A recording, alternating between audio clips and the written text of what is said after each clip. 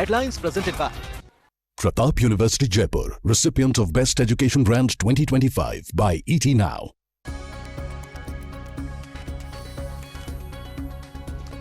धौलपुर नगर परिषद में एसीबी की बड़ी कार्रवाई। नगर परिषद आयुक्त समेत 5 लोग ट्रैप, 3 लाख रुपए की ले रहे थे रिश्वत।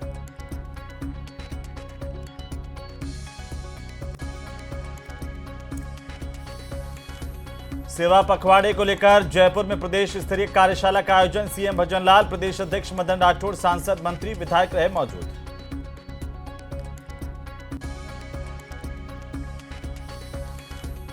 न्यूज 18 पर बोले बीजेपी सांसद निशिकांत दुबे, सोशल मीडिया पर होगा फुल कंट्रोल। हम एक फैक्ट चेक इकाई चाहते हैं। भारत में नेपाल सा कुछ हुआ तो गांधी परिवार भागेगा।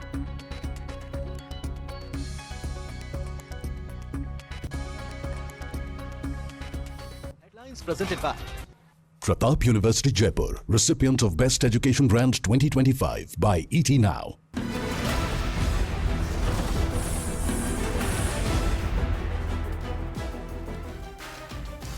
नमस्कार, राजस्थान में हूं आपके साथ हेमंत कुमार और 5 के प्रहार में आज बात प्रदेश के कानून व्यवस्था पर उठ रहे सवालों की करेंगे। दरअसल कोटा में कांग्रेस की जन आक्रोश रैली में कांग्रेस पार्टी के प्रदेशाध्यक्ष गोविंद सिंह डोटासरा ने कानून व्यवस्था को लेकर के बड़ा हमला बोला। सरकार पर कहा कि भाजपा सरकार में अपराध तेजी से बढ़ रहे हैं। वहीं बीजेपी आंकड़ों के आधार पर अपराध में कमी का लगातार दावा कर रही है। हालिया 1-2 दिनों की बड़ी वारदातों को अगर देखें तो 2 दिन पहले ही फलोदी के बाप इलाके के भड़ला में दलित आदिवासी युवकों के साथ बदमाशों की बर्बरता के साथ मारपीट का वीडियो पूरे प्रदेश ने देखा। हालांकि पुलिस ने त्वरित कार्रवाई भी की। कल ही निमराना के इलाके में बदमाशों ने एक किन्नर मधु को दिन दहाड़े चलती गाड़ी में गोलियां मार करके उसकी हत्या कर दी। सरेआम सनसनी फैल गई। आज पुलिस ने राजधानी में बड़ी कार्रवाई की है। बदमाशों के 298 ठिकानों पर छापेमारी की। 132 बदमाशों की गिरफ्तारी पुलिस की तरफ से की गई। ऐसे में सरकार का यह दावा कि अपराधियों को बख्शा नहीं जाएगा, लेकिन सवाल ये कि क्या वाकई प्रदेश में अपराध के आंकड़े अपराध कम होने की गवाही दे रहे हैं या हकीकत कुछ और है? अगर हां तो आखिर कैसे कंट्रोल होगा क्राइम? इसी पर आज करेंगे प्रदेश की सबसे बड़ी चर्चा। पहले रिपोर्ट देखिए। कानून व्यवस्था को लेकर कांग्रेस का वार। यहाँ पर कानून व्यवस्था नाम की कोई चीज नहीं है, उसके ऊपर आप चर्चा करें। जन आक्रोश रैली में कांग्रेस ने बीजेपी को घेरा। बीसीसी चीफ बोले भाजपा सरकार में अपराध तेजी से बढ़े। आए दिन गोली मार रहे हैं, आए दिन धमकी रेकी करके पैसे ले जा रहे हैं, धमका करके ले जा रहे हैं। बीजेपी ने खारिज किए सभी आरोप। पूर्ण रूप से राजस्थान की सरकार चौकस है, अलर्ट है। कानून व्यवस्था पर सियासी संग्राम। तो कानून व्यवस्था को लेकर के बात करेंगे। हमारे साथ एक बड़ा पैनल है। सबसे पहले मैं परिचय करवा दूं मेहमानों के साथ। शैलेश कौशिक हमारे साथ भारतीय जनता पार्टी के प्रवक्ता जुड़ रहे हैं। साथ ही आज की चर्चा में पौरुष भारद्वाज हमारे साथ हैं, कांग्रेस पार्टी के प्रवक्ता। हमारे साथ डॉक्टर मिथिलेश जैमिनी हैं, वरिष्ठ पत्रकार के तौर पर। योगेंद्र जोशी पूर्व पुलिस अधिकारी हैं, हमारे साथ जुड़ चुके हैं। आप सबका बहुत स्वागत है, सबका अभिनंदन है। पौरुष भारद्वाज, सबसे पहले आपसे शुरुआत क्यों लगता है गोविंद सिंह डोटासरा को कि बीजेपी के राज्य में अपराध बढ़ गया है, जबकि सरकार तो लगातार कह रही है कि अपराध कम हुआ है, एफआईआर कम दर्ज हुई हैं?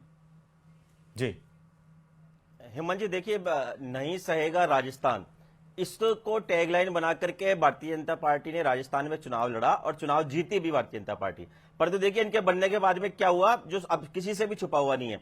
आज महिलाओं की प्रदेश में स्थिति यह है कि महिलाएं अगर परीक्षा देने के लिए किसी कॉलेज में जाती है तो वहां पे कॉलेज स्टाफ के द्वारा उनके साथ छेड़छाड़ की जाती है, जैसा कि अभी सीकर की घटना हुई।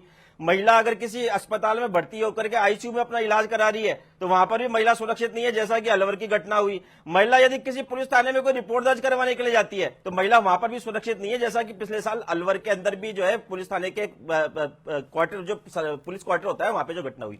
उसके अलावा आप देखिए राज्य की स्थिति यह हो गई कि आम महिला को तो छोड़ दीजिए, महिला जो पुलिसकर्मी है, एसएचओ, आपने देखा कि पिछले वर्ष की खबर थी कि कुछ गुंडों ने उन महिला एसएचओ के साथ में, जब उनके खुद के सुरक्षा कर्मी पुलिसकर्मी साथ में मौजूद थे, उनकी गाड़ी को रोका, उनसे बदतमीजी करी और जब वो संबंधित महिला महिला एसएचओ उस संबंधित थाना में मुकदमा दर्ज करवाने के लिए गई, तो वहां पर जो उनका मुकदमा दर्ज नहीं किया गया। इसी सरकार की महिला एसएचओ जो महिला एसपी की जासूसी जो है वो उनके खुद के सुरक्षाकर्मी कर रहे हैं। राजस्थान की स्थिति यह हो गई कि आम जन को तो छोड़ दीजिए, मुख्यमंत्री जी को खुद को 3 बार जान से मारने की धमकी मिली, डिप्टी सीएम को जान से मारने की धमकी मिली, विधानसभा अध्यक्ष के काफिले के अंदर बदमाशों की गाड़ी घुस जाती है, बीजेपी के प्रदेश अध्यक्ष जो कि राज्यसभा के सदस्य भी है वो खुद कहते हैं कि मेरी जान को खतरा है। उसके अलावा राजस्थान में देखिए रंगदारी जिसको कहते हैं, मैं आपका ध्यान दिलाना चाहूंगा कि अभी 2 खबरें मैं आपके पढ़ के बता रहा हूं जो मुख्यमंत्री जी के खुद के विधानसभा क्षेत्र की घटना है। एक तो 10 तारीख की खबर है कि क्षिप्रापति मुहाना इलाके में 2 वारदात, 37 तोला सोना के जेवर पार, 3.15 लाख ले गए चोर, ये अखबार की खबर है। और आज की अखबार की खबर है मुख्यमंत्री जी के खुद के निर्वाचन क्षेत्र की, ये बदमाशों ने व्यापारी की आंख में मिर्ची डालकर सोने की चैन छीनी और 4 फायर भी किए। और आपको ध्यान होगा कि पिछले वर्ष जयपुर की एक घटना थी कि जहां पे एक बुजुर्ग महिला जो है वो अपने गार्डन में झूला झूल रही थी, कैसे रास्ते चलते बदमाश आए, मोटरसाइकिल सवार बदमाश आए, उनके घर में घुसे, उनकी चैन छीनी और भाग गए। तो आप मुझे बताइए कि प्रदेश में क्या सुरक्षित है? प्रदेश में 6 महीने की बच्ची सुरक्षित नहीं है, प्रदेश में 60 साल की वृद्ध महिला सुरक्षित नहीं है, प्रदेश में आमजन सुरक्षित नहीं है, प्रदेश में मुख्यमंत्री सुरक्षित नहीं है, प्रदेश में सत्ताधारी पार्टी का मुखिया सुरक्षित नहीं है। उसके अलावा पुलिस थानों में बंद आरोपी, दोषी नहीं कह रहा हूं मैं, आरोपी वो भी सुरक्षित नहीं है। आपको पता होगा कि राजस्थान के अंदर जो है हिरासत में पिछले वर्ष में 20 से ज्यादा मौत की घटना हो गई। तो मुझे बताइए कि कब अब राजस्थान कैसे सहेगा? मुझे बताइए, भाजपा ने खुद ने नारा दिया ना कि अब नहीं सहेगा राजस्थान, तो क्या राजस्थान का विपक्ष जो है वो जनता की भावनाओं की अभिव्यक्ति नहीं करे? अब इनके ऊपर हम आरोप लगाते हैं तो सत्ताधारी पार्टी के होने के नाते उसका सेटिस्फेक्शन करने की बजाय उल्टा हमारे पे आरोप लगाते हैं। तो भाई तो नहीं सहेगा राजस्थान, आपने दिया था ना नारा, राजस्थान की कानून व्यवस्था बरकरार रखने का जिम्मा आपका है ना, हमारा थोड़ी ना है। ठीक है, शैलेश कौशिक जो कह रहे हैं, पूछ रहे हैं कांग्रेस पार्टी के लोग कि कब तक सहेगा राजस्थान और क्यों सहेगा? देखिए, राजस्थान के अंतर्गत हो चाहे देश के अंतर्गत को, कांग्रेस के नेताओं की एक आदत हो गई है कि वो बयानबाजी के माध्यम से मीडिया में स्पेस ढूंढने का प्रयास करते हैं। अब डोटासरा जी की स्थिति है कि डोटासरा जी विधानसभा तो एक दिन गए नहीं, बाहर रहकर तमाम तरीके के बयानबाजी और अनर्गल बयानबाजी के माध्यम से, झूठे आंकड़ों के माध्यम से अपनी बात को रखकर स्पेस मीडिया का स्पेस लेने की कोशिश करते हैं। और जी यार आप बोलिए तो थोड़ा अमीर सुनो, और जी थोड़ा सुनने की क्षमता भी तो रखा करो। यही तो आदत सदन में रहती है, यही डिबेट में रहती है। थोड़ा सुनो तो करो भाई, अपराधों के बारे में बताओ कि अपराध हो रहे हैं या तो ये कांग्रेस पार्टी झूठा राजस्थान में राम राज्य आ चुका, राजस्थान में एक भी अपराध की घटना नहीं हुई, या तो ऐसा कह दीजिए या फिर ऐसे कहिए आप बताइए हम लोग विपक्ष के आरोपों पर ध्यान दे रहे हैं और कानून व्यवस्था सुधारने की बात कर रहे हैं। सवाल आपसे आपके मुद्दे क्या पूछा जा रहा है? आप कांग्रेस के नेताओं पर व्यक्तिगत आरोप लगा रहे हैं। सुनिए, 2023 की तुलना में 2023 में आपकी सरकार की, 2023 में 24 में हमारी बनी 7.74% समग्र अपराध कम हुआ। ये आंकड़े बोल रहे हैं, मैं नहीं बोल रहा। हत्या कितनी कम हुई? 9.11%। महिलाओं के साथ दुष्कर्म कितने कम हुए? 10.61%। डकैती कितनी कम हुई? 9.82%। अपहरण कितने कम हुए? 1.99%। और दुष्कर्म कितने कम हुए? 2.89%। ये आंकड़े बोल रहे हैं 2023 से 2024 की तुलना में कितना परसेंट? 7.74% समग्र अपराध कम हुआ है। पहली बात। दूसरी बात, अगर एससी और एसटी के विरुद्ध अपराधों की बात करें तो जहां आपकी सरकार में 10,899 दर्ज हुए थे, हमारी सरकार में 9,002 से दर्ज हुए। महिलाओं की बात करें तो आपकी सरकार में हमारी सरकार आपकी सरकार 33,000 का था। इसलिए आंकड़ों की बात कीजिए, केवल बोलने से राजनीति नहीं होती। जनता और आंकड़े मांगती है, आंकड़े बताते हैं कि भारतीय जनता पार्टी की सरकार में आंकड़ों में गिरावट आई है और ये आंकड़ों में गिरावट सबको दिख रही है। इसलिए आंकड़ों को स्वीकार करना सीखिए। चाहे भारतीय जनता पार्टी की वसुंधरा जी की सरकार हो, चाहे रघुवीर जी की सरकार हो, दोनों सरकारों में आपके अशोक गहलोत एक एक करके पहुंचिए। इनको एक बार 40 सेकंड बोल तो लेने दीजिए। और आप पहले ही शुरू हो गए, आपके बीच में तो कोई बोला नहीं है। मैं कह रहा हूं बाद में डिबेट कर लेना, लेकिन इनको एक बार 40 सेकंड तो बोलने दीजिए। पहले इनकी बात तो सुन लीजिए, क्या कहना चाह रही है सरकार। मैं ये कहना चाह रहा हूँ हेमंत जी, चाहे वसुंधरा राजे की 2013 से 18 की सरकार हो और चाहे अब हमारी भजनलाल जी सरकार हो, इन दोनों सरकारों के आंकड़ों को उठा के दे लीजिए और गहलोत सरकार के 18 से 23 के बीच के कार्यकाल को उठा के ले लीजिए। दोनों सरकारों की तुलना में गहलोत सरकार में किस तरीके का अपराध बढ़ा था, ये आंकड़े बता रहे हैं। आपको ध्यान होगा कि जब गहलोत जी की सरकार थी तो जिस तरीके से एससी और एसटी पर आंकड़े 29,000 से अधिक आंकड़े दर्ज हुए थे, जिनमें 74% आंकड़े तो महिला दुष्कर्म के थे एससी एसटी के साथ। और लगभग देश का 22% अपराध गहलोत सरकार के समय राजस्थान में हुआ था। तो ऐसे स्थिति में आंकड़े बोलते हैं, उन आंकड़ों में लगातार चाहे 23 से 24 की तुलना में हो और 24 से 25 की तुलना में हो, लगातार गिरावट आई है। 24 से 25 की बात करें तो जैसा कि आपके स्क्रीन पर दिखा रहे हैं, FIR की संख्या में 14.23% की कमी हुई है। महिला अत्याचार जो 2023 जिसमें थे 40,000 से 36,000 पर आए, SC ST के 7600 से 6200 पर आए। तो लगातार सरकार के काम में, सरकार का काम, गृह मंत्रालय का काम, सरकार की कानून व्यवस्था लगातार दुरुस्त है और अपराधों का आंकड़ा बोलता है कि सरकार के अंतर्गत अपराध के लेकिन अंतर्गत सर गिरावट आई भय है। क्यों नहीं, अपराधियों में भय नजर नहीं आता शैलेश जी। मैं आपका ध्यान दिलाना चाहता हूं, अभी 2 दिन पहले फलौदी के बाप इलाके में भडला में एक आदिवासी युवक और एक जो दलित युवक है गेनाराम मेघवाल और मदनलाल भील, कैसे बर्बरता से पिटाई का वीडियो जो है वो पूरे प्रदेश ने देखा। अब उन पर आरोप लगा दिया कि भाई चोरी का। अरे भाई, किसी में भी इतना भय तो होना चाहिए, चाहे कोई कुछ भी करे, लेकिन कोई अपने कानून को हाथ में लेकर के किसने किसी को हक दे दिया कि किसी का आरोप लगा करके उसके सरेआम मारपीट करें बर्बरता के साथ और उसका वीडियो बनाएं? ये कौन लोग हैं सर, और कब इन पर बुलडोजर चलेंगे ऐसे लोगों? देखिए हेमंत जी, अपराधी कोई हो, कैसा भी हो, किसी पर किसी तरीके की कोई छूट या किसी तरीके की कोई वो नहीं होती। हर अपराधी पर शिकंजा कसना हर सरकार की प्राथमिकता होती है। भजनलाल जी की सरकार की बिल्कुल प्राथमिकता है। अब इस तरीके की कार्रवाई जो लोग करते हैं उनके खिलाफ आप देखिए कि लगातार कार्रवाई भी होती है, चाहे उनके खिलाफ कानून की कार्रवाई हो, चाहे उनके खिलाफ जिस तरीके से आप बात कर रहे हो, अगर उनके द्वारा किसी तरीके की ऐसी घटना की जाती है तो जो स्तर होता है, बुलडोजर एक्शन हो या तमाम तरीके की जो संपत्ति का क्षय हो। आपने देखिए किस तरीके से पेपर लीक के खिलाफ भी हमारी सरकार ने कार्रवाई की थी। ऐसी स्थिति में आप ये नहीं कह सकते सरकार कार्रवाई नहीं कर रही, और अपराधों का आंकड़ा बताता है। अब अपराध होता है लेकिन उसके खिलाफ शिकंजा कसना, उसको रोकना, अपराधियों को सजा देना और अपराध के आंकड़े में निरंतर गिरावट लाना, ये भारतीय जनता पार्टी की भजनलाल जी की सरकार की प्राथमिकता है, जिस पर लगातार सरकार के आंकड़े बोल रहे हैं कि लगातार गिरावट जारी है अपराध के खिलाफ। जी जोशी साहब, क्या FIR कम होना मान सकते हैं कि धरातल पर अपराधियों के हौसले पस्त हो गए या अपराध में कमी आ गई, या इसका देखिए हेमंत जी, जब कांग्रेस का शासन था तो FIR ज्यादा दर्ज होने लगी तो ये कहा गया कि फ्री रजिस्ट्रेशन करने लग गए इसलिए बढ़ गया है। और अब ये सरकार आई है तो ये कह रही कि हमने कंट्रोल कर लिया और हमने इतने % कम कर दिया। मैंने पहले आपको निवेदन किया था कि 7 साल से कम के अपराधों के अंदर कंप्लेंट दर्ज होती है, उसके अंदर FIR दर्ज नहीं होती, और 7 साल से ऊपर वालों में दर्ज होती है। अब ये उस DYSP और SHO का है कि वो कैसे दर्ज करता है, उनको किन धाराओं में दर्ज करता है, ये उसके ऊपर पड़ता है। ये बात दूसरी हुई। तीसरी बात ये हुई कि मुझे ताज्जुब होता है कि जनसंख्या में तो बढ़ोतरी हो रही है, जनसंख्या तो रात दिन चौगुनी बढ़ रही है और अपराध कम हो रहे हैं। मेरे ये चीज समझ में नहीं आती कि अपराध कैसे कम हो जाएंगे। भाई अपराध तो बढ़ते हैं, जब जनसंख्या कम होगी तो अपराध कम होंगे।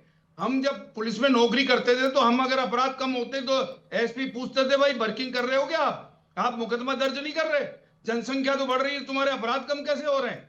तो चाहे वो कांग्रेस शासन हो, चाहे वो BJP का शासन हो, ये एन केन प्रकारेण उन अपराधों को कम करके बताने का प्रयास करते हैं। लेकिन अगर हेमंत जी आप रोज अखबारों की कटिंग देख लो, रोज अखबारों की कटिंग को इकट्ठा कर लो, अगर उन कटिंगों को और दर्ज हुए प्रकरणों को आप मिला लेंगे तो ही पता चल जाएगा कि कितने मुकदमे दर्ज हुए कितने नहीं दर्ज हुए। आज देखिए, अब आज आंखों में मिर्ची डाल के और उसकी चेन खींच के ले गए, वो ले गए 4 फायर और कर गए, अभी बीकानेर में कर गए।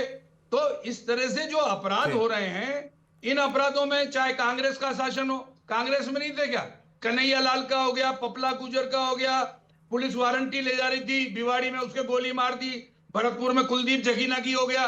तो ये कोई अपराधों में कमी किसी भी पार्टी के शासन में होती नहीं है, ये सिर्फ आंकड़ों की ऊंच नीच करने का प्रयास करते हैं। और मैं तो आपको ये बता देना चाहता हूं कि राजस्थान के मतलब कुल स्टैंडिंग वारंटी 1,16,217 थे, उनमें से आप देखिए 80,000 के करीब हमारे राजस्थान के हैं, जिनमें से अभी तक पकड़े नहीं, वो सारे नेपाल के माध्यम से और जगह से कहीं कहीं निकल जाते हैं। आप देखिए पुलिस के पास पुलिस की संख्या कितनी होनी चाहिए, राजस्थान में पुलिस के पद खाली है 39,183 पद खाली हैं। पुलिस को भत्ता नहीं मिलता, पुलिस अगर बांग्लादेश पकड़ने जाए, पुलिस अगर कलकत्ता जाए तो इनको भाई कार का टैक्सी का पैसा नहीं मिलता है, ये बस में जाते हैं पकड़ने के लिए। ये नहीं देखते। और अब टैक्सी का पैसा दे नहीं, या फिर फरियादी ले जाओ, परिवादी लेके जाएगा तो ये जाएगी। लेकिन पुलिस नहीं तो अपने जाती स्तर पर नहीं है। कार्रवाई तो कर ही रही है। जोशी साहब देखिए, आज ही देखिए राजधानी जयपुर में 132 बदमाशों को डिटेन किया गया है और 298 देखिए, जो है इनके ठिकानों हेमंत पर जी, छापेमारी की गई है। हेमंत कल जी, हमने श्री गंगानगर के इलाके में मैं- देखा, कल परसों। मैं ये बता दूं कि भाई कितने गैंगस्टर पकड़े, कितने चीज जेट क्लब में जो फायरिंग करी थी वो पकड़े, कितने जो फिरौती वसूल रहे हैं पब्लिक से, फिरौती वो कितने पकड़े। जी। एक व्यक्ति ने शिकायत की थी पुलिस के पास, ये व्यापारी है रमेश चंद्र नारोली, 22 दिसंबर 2023 को इसको दी थी।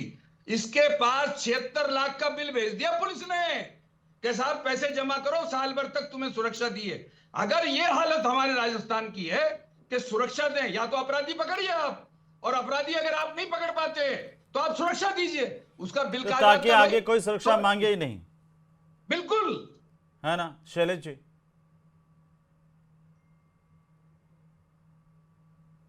लगातार कार्रवाइयों से गिरावट जारी होना, ये सरकार की सक्रियता और सरकार की कानून पर सरकार की जो कानून की उपलब्धियों को दर्शाता है। जहां तक बात कर रहे थे कि अपराधियों के लिए, अब आप देखिए कि अभी ये जोशी जी कह रहे थे कि पुलिस में, आप देखिए हमारी सरकार ने 1.5 साल के अंतर्गत कितनी कांस्टेबलों की, 2 बार कांस्टेबलों की भर्ती निकाली है। जितनी भर्ती निकली है उनमें पुलिस के कांस्टेबल भर्ती हुए कि नहीं हुए। इसके अलावा लगातार जो और रोजगार है उनकी भर्ती जारी है। तो रोजगार के संग केवल ये उपलब्ध कराना कि सरकार भर्ती नहीं कर रही, सरकार हर डिपार्टमेंट भर्ती कर रही है, चाहे पुलिस हो चाहे और वो डिपार्टमेंट कह हो। रहे हैं 39,183 पद तो अभी भी खाली हैं और ऐसे देखिए, में आप- संसाधन पुलिस के पास भी नहीं होते हैं। अहमद जी, आप ये देखिए ना, कितने उनको कंपैरिजन देखिए कि पिछले 5 साल की तुलना में कितनी भर्ती दी है। जी। बात ये नहीं है पद खाली होना केवल इसी सरकार के समय खाली हुए हैं क्या ये पद, ठीक। ये आप इस बात पे गौर कीजिए। लेकिन सरकार ने रोजगार देकर उस डिपार्टमेंट की और अन्य डिपार्टमेंटों की भर्तियों को भरने का काम आ किया रहा है। हूँ, रुक जाइए जी। ठीक है, मिथिलेश जैमिनी साहब, जो जोशी जी ने कहा है, सबसे बड़ा सवाल तो कैसे देखिए क्राइम कंट्रोल हो प्रदेश में, शांतिप्रिय प्रदेश माना जाता था, वहां पर आज ये आरोप लग रहे हैं कि दूसरे राज्यों के जो भगोड़े हैं, बदमाश है, वो भी आकर के यहाँ पर डेरा डाल देते हैं। कभी किसी के घर में घुस करके चेन स्नेचिंग हो रही है, वो हमने पहली बार देखा। कई तरह के मेथड जो है वो नए आ गए हैं बदमाशों के। लेकिन जोशी साहब कह रहे हैं कि जनसंख्या बढ़ रही है, आंकड़े घट रहे हैं, ये गड़बड़ झाला दिख रहा है। देखिए हेमंत जी, जो क्राइम अगर कोई थाने में जाता है तो रपट दर्ज कराता है, और आज के डिजिटल युग में कोई आदमी ऐसा नहीं कि एसओचओ मान जाए, वो एसपी तक जाता है अपनी एफआईआर दर्ज कराने के लिए। तो आंकड़ों में झूठ की जो गुंजाइश है वो तो कम है। लेकिन सबसे इंपॉर्टेंट जो चीज है वो ये है कि डोटासरा जी को अचानक लॉ एंड ऑर्डर कोटा में जाके याद क्यों आया? क्योंकि कोटा में शांति धारीवाल जी तो पोस्टर से गायब थे, और उन्हें गाए बगाए विधानसभा में वो गए नहीं, और उनका फ्रस्ट्रेशन लेवल इतना बढ़ गया कि उन्होंने ये तक कह दिया कि जो मुख्यमंत्री भजनलाल जी का सपना कब पूरा होगा। क्योंकि उन्होंने टोंक मालपुरा में एक बयान दिया था कि हमने पूर्व मुख्यमंत्री के पीएसओ को पकड़ लिया और जल्दी ही डोटासरा जी की मन की होगी। तो वो कह रहे थे मैं 1.5 साल से खुला घूम रहा हूं। तो कहीं न कहीं डोटासरा जी के बयानों को देखे। और दूसरा इंपॉर्टेंट चीज, कांग्रेस के कार्यकाल में जो एसआई भर्ती हुई, वो भर्ती आज तक लंबित है। वो एक सबसे बड़ा रोड़ा है। क्या जो गलत ढंग से एसआई बने हैं उनकी प्रॉब्लम क्या है? क्या वो डीएनए जांच कर पाएंगे? क्या वो फोरेंसिक जांच कर पाएंगे? अभी कल ही हमने पढ़ा कि एक एईएन 12वीं पास एईएन बन गया, कैसे उसकी 7वीं रैंक आई? ये भी गहलोत जी से पूछना चाहिए, डोटासरा जी से, कि ऐसा कमाल कैसे किया, किसने उसकी जगह परीक्षा दी और वो 3 साल एईएन रह लिया, उसने कैसे बिल पास किए, उसका इंटरव्यू किसने लिया, 7वीं रैंक कैसे आई? तो क्राइम बढ़ाने वाले कौन है? ये भी जवाब देने जैमिनी साहब, आप हमेशा से कहते आए कि एक भी बेईमान अगर थानेदार थाने में चला गया वो क्या क्राइम का हालात कर देगा, कानून व्यवस्था की धज्जियां उड़ा जो देगा। थानेदार अगर थाने में लग जाएंगे, बिल्कुल पूरे राजस्थान को डरा देंगे। तो सबसे बड़ी बात है कि फेयर और ईमानदारी से भर्ती हो। अब आरपीएससी में मंजू शर्मा ने इस्तीफा दे दिया, 3 पद इन्होंने बढ़ा दिए। तो भजनलाल जी भी क्या कर रहे हैं? उनको बना क्यों नहीं रहे? सदस्यों के पद क्यों नहीं भर रहे? आरएस के इंटरव्यू शुरू हो गए। तो कहीं न कहीं जो बेसिक नीड है कि यूथ के माइंड को साफ करना। डोटासरा जी तो नेपाल की भी याद कर रहे हैं। डोटासरा जी को तो कई चीजें याद आ रही है अभी। डोटासरा जी ने कहा कि नेपाल जैसे हालात नहीं हो जाए, कोटा में कहा कल उन्होंने बयान। तो ये तमाम चीजें जो जोड़कर देखी जाए तो कहीं न कहीं जिस तरीके से विधानसभा में नहीं बोलने का फ्रस्ट्रेशन नजर आ रहा है, किस तरीके से जूली मैदान लूट के ले गए और डोटासरा जी वार रूम में बैठे रह गए उस फ्रस्ट्रेशन को निकालने के लिए आरोप लगा रहे हैं। किस तरीके से जूली जी ने जूली पे आया तेरा दिल जूली, जिस अंदाज में उन्होंने एक इवेंट मैनेजमेंट करके ये संदेश दिया कि अब मैं भी सीएम की रेस में हूं, और डोटासरा जी उस रेस में किसी को शामिल नहीं होना देना चाहते। जब धारीवाल जी जैसे दिग्गज नेता, जिसके लिए अशोक गहलोत जी ने कहा था कि अगर मैं चौथी बार सीएम बना तो चौथी बार मेरा यूडीएच मंत्री होगा, उसका पोस्टर तो कांग्रेस ये गायब था। मान करके चल रही है कि जैमिनी जी की सरकार आएगी उनकी अब की बार। तो बिल्कुल बिल्कुल, वो तो कांग्रेस को तो क्यों नहीं माननी, मानना ही चाहिए, हर आदमी को मानना चाहिए। वो तो वसुंधरा जी के लिए भी कह रहे हैं। जूली जी ने कहा कि जब वसुंधरा जी हाउस में आई तो सदन के नेता उनकी तरफ मिलने नहीं गए, और जो उनके ग्रुप के एमएलए बैठे थे उनको फोन करके कहा कि आप हाँ पक्ष की लॉबी से उठिए और हाउस में जाइए। तो ये तो तमाम चीजें चल रही, वो तो खुद जैसा देख रहे हैं, जैसे खुद के दो गुट रहे थे सचिन पायलट और अशोक गहलोत वाला, वैसे का वैसा नजारा वो यहाँ चाहते हैं। हमारे मारवाड़ी में कहावत है कि विधवा गए पक्ष सुहागन लागी, हो जा तू भी मोसर की। तो वो ये चाहते हैं कांग्रेसी कि यहां भी ये दो गुट हो। और जिस तरीके का आरोप विधानसभा में लगाया कि वसुंधरा जी आई, अशोक गहलोत भजनलाल जी ने उनको इग्नोर किया, और जब उनके जो ग्रुप के एमएलएज हैं उनके लिए कैमरे लगाए, उनकी बातें सुनने के लिए कैमरे लगाए, आप देखिए तमाम बातें कहीं न कहीं ये रिलेवेंट कर रही है कि कहीं न कहीं गोविंद सिंह डोटासरा जी ने अपने जो विधायक है 64 विधायक उनको 4 खेमों में बांट रखा है। 16 अशोक गहलोत जी के हैं, 16 सचिन पायलट जी के हैं। हेमंत जी, मुझे लगता है कि आज की डिबेट का टॉपिक जो है वो राजनीतिक नहीं होकर के प्रदेश की कानून व्यवस्था है। और अगर प्रदेश की कानून व्यवस्था के मामले में भी हमारे राजस्थानी में एक कहावत है कि घी गाला हुआ अलग ही नजर आ जाता है। थाली में अगर घी पड़ा हुआ है तो उसके लिए जरूरत नहीं होती किसी को बताने की कि भाई ये ना मैंने आपकी थाली में इतना घी डाला है। तो राजस्थान में जो कानून व्यवस्था की जो स्थिति है, दूसरे की थाली में ज्यादा नजर आता है। तो विपक्षी पार्टी के प्रदेश अध्यक्ष अपने वाली में परोज जी, हमारे राजस्थान में ये भी कहावत है कि अपनी थाली के अंदर जितना ही घी पड़ा हो लेकिन दूसरी वाली थाली में ज्यादा ही नजर आता है। तो आपकी सरकार के दौरान कितने चाहे अपराध बढ़े हो आपको नजर आएंगे तो बीजेपी की सरकार बैठ के भजन करेगा। गलत तो वो है जो मठों में बैठे हुए लोग राजनीति में आ गए। राजनीति में आने वाला आदमी राजनीति नहीं करेगा क्या? मुझे बताइए आप, ये कैसी अजीब सी बातें होने लग गई आजकल की। साहब मुख्यमंत्री बनना इसलिए बोल दिया। अरे भाई आप तो चर्चा इस बात में करो कि राजस्थान में क्राइम घटित हो रहा है नहीं हो रहा। यहाँ पे फौजी छुट्टी लेकर के आते हैं और फौजी के रास्ते में हत्या कर दी जाती है। कल बीकानेर में देखा कि 5 करोड़ की रंगदारी के लिए वहां पे गोलियां चल गई। मुख्यमंत्री जी के खुद के निर्वाचन क्षेत्र जवाब दे रहे जमीनी साहब, जवाब दे रहे हैं। 1 मिनट जमीनी साहब 10 सेकंड एक बार जवाब दे रहे हैं। परुज थोड़ा तसल्ली तो रखो। और एक बात और हाँ तसल्ली तो रखो थोड़ी। जमीनी साहब जवाब दे रहे हैं, बोलो जमीनी साहब। देखिए सबसे इंपॉर्टेंट चीज है कि डेमोक्रेसी में पॉलिटिकल जो वॉइस होती है वो कहीं न कहीं क्राइम से लेकर तमाम कहानियों को बयां करती है। ये राजनीति का सिद्धांत है। तो कहीं न कहीं क्राइम तो कांग्रेस के टाइम ज्यादा हुए, तमाम आंकड़े हैं 2023 से लेकर आज तक देख लीजिए। विधायक भी जाकर के दफ्तरों के अंदर तोड़फोड़ कर देते थे। कांग्रेस के टाइम में अगर अपराध हुए तो तभी तो भारतीय जनता पार्टी की सरकार बनी ना। नहीं सहेगा राजस्थान का बेहतर इसीलिए आया ना, राजस्थान की जनता ने इसीलिए वोट दिए ना। आप एक ऐसी सरकार को गारंटी मिल गई कि कांग्रेस की सरकार में अगर अपराध हुए तो आप खुले अपराध होने दो। इस बात को गारंटी दे रहे हैं, मुझे बता दीजिए गारंटी दे दीजिए बीजेपी वालों को, भैया खूब करवाओ चोरियां, क्या करवाओ, खूब मर्डर करवाओ, खूब रेप करवाओ, बोले कांग्रेस की सरकार के समय से ऊपर मत चले जाना। बस ये उनको गारंटी दे दीजिए। ऐसा थोड़ा होता है कोई। क्राइम को कंट्रोल किया जा सकता है, ये जीवों में भी होता है। हम क्राइम कंट्रोल की बात कहीं पे नहीं कर रहे, हम क्राइम की आलोचना कहीं पे नहीं कर रहे। हम तो ये बोल रहे हैं साहब डोटासरा जी ने ये बात कैसे बोल दी कि अपराध हो गया। आप चर्चा इस बात पे करो कि क्या डोटासरा जी ने झूठ बोला, इस बात पे तो चर्चा हो सकती है कि डोटासरा जी के आरोप झूठे थे या सच्चे थे, इस बात पे चर्चा हो सकती है। लेकिन आप बोल रहे हैं डोटासरा जी बयान इसलिए दे रहे हैं कि डोटासरा जी को मुख्यमंत्री बनना है। डोटासरा जी मुख्यमंत्री क्यों नहीं बन सकते ये बता दीजिए मुझे। राजनीति करने वाले हर व्यक्ति को अधिकार है कि वो मुख्यमंत्री बने। आपको अवसर मिलेगा नहीं बनना चाहिए, मुझे बता दीजिए। जैसे को अवसर मिलेगा तो क्या मुख्यमंत्री बनना चाहिए? ये कैसा सवाल है? दूसरी बात जैमिनी जी से दिक्कत क्या है? इसमें तो चर्चा कर लीजिए भाई जैमिनी जी ने कोई जैमिनी जी से दिक्कत है क्या? पारुष जी आपराधिक कारणों में कोई चर्चा हो नहीं रही नहीं, जैमिनी जी ने जो बात की है वो अपने हिसाब से उनका अपना मत है, उनका भी स्वागत किया जाना चाहिए, उसमें इतना परेशान होने का उसको राजनीतिक एंगल देने की कोशिश कर रहे हैं। ठीक है, मैं आ रहा हूँ कौशिक साहब क्यों ये जो बयान डोटासरा जी, क्या उनका फ्रस्ट्रेशन जैमिनी साहब कह रहे हैं? एक एक करके सर, आने वाले 1 महीने के लिए खुद के विधानसभा क्षेत्र में रोक लगवा दीजिए। हम तो कांग्रेस पार्टी के एक एक करके कौशिक साहब बोलिए जल्दी से, डाउन कीजिए बाकी सबकी आवाज। हेमंत जी बिल्कुल डोटासरा जी, और जिस तरीके से पिछले सदन का जो सत्र था, मानसून सत्र से पहले जो सत्र हुआ था, उस समय जिस तरीके से डोटासरा जी को जूली जी ने साइडलाइन किया था, और इनके मध्य जो पारस्परिक स्पर्धा राजनीति की जो चल रही थी गुटबाजी, और इस बार केवल अपनी बात को रखने के लिए वो सदन में नहीं गए, और सदन में न जाकर बाहर रहकर अपनी बात को बढ़ाने के लिए मीडिया एक्सप्रेस के लिए इस तरीके के बयान दे रहे हैं। बाकी सब जानते हैं कि राजस्थान के आंकड़े क्या बोल रहे हैं। आज भी स्थिति है कि जूली जी सदन में जिस तरीके से अपनी बात को रखने का प्रयास करते हैं, डोटासरा जी ने खूब प्रयास कर लिए नहीं गए, क्योंकि सदन में जाने के लिए वो तो अपराध बढ़ने की बात कर रहे हैं ना, अपराध गिरा कैसे, तो वो दिखना चाहिए ना धरातल पर इस तरह की स्थितियां क्यों हैं।